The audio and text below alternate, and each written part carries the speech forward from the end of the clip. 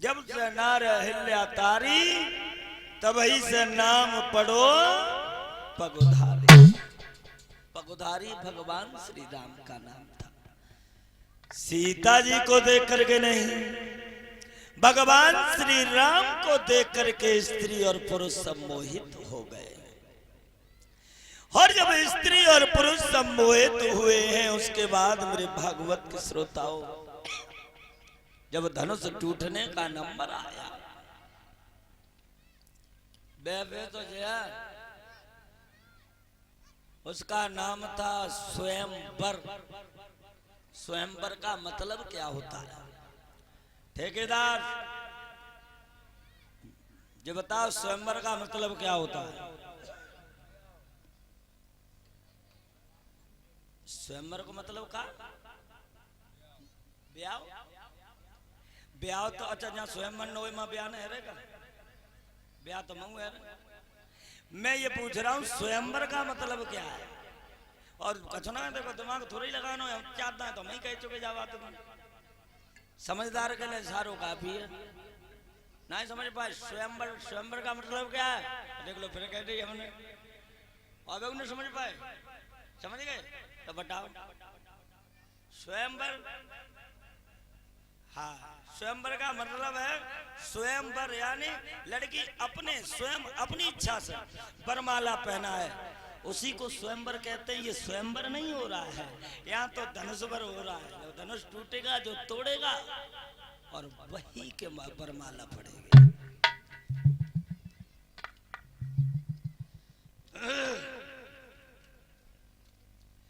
तो अब जब धनुष टूटने का नंबर आया तो सबने ताकत लगाई, लेकिन उस धनुष को तिलवर हिला न सके।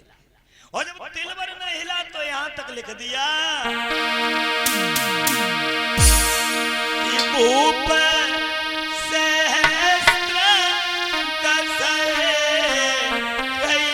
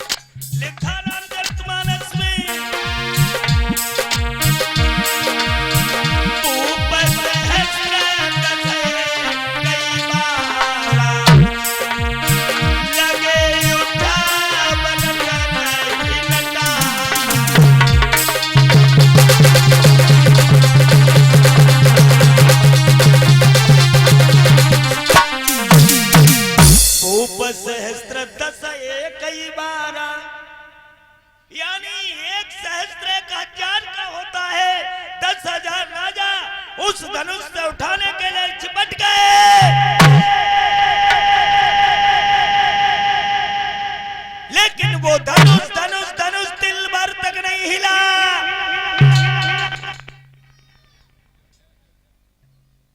और जब तिल भर धनुष नहीं हिला तो जनक उठ करके खड़े हो गए।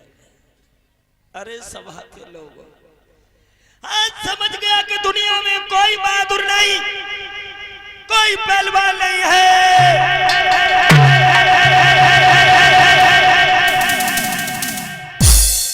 और उठ करके खड़े हो गए और कहने लगे हैं,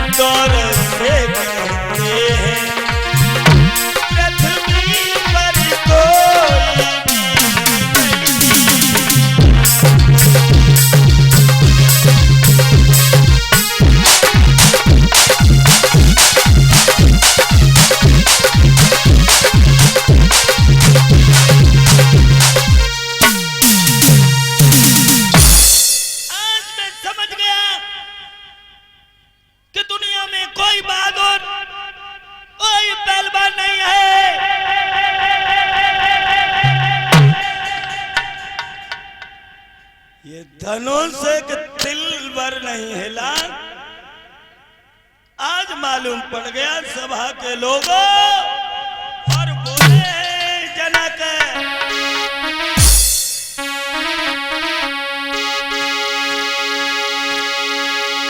की कुआरी हारे लली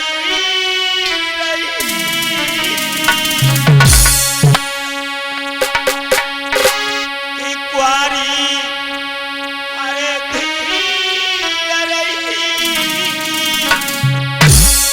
और पीरता पे जनक की ठानी कुआरी।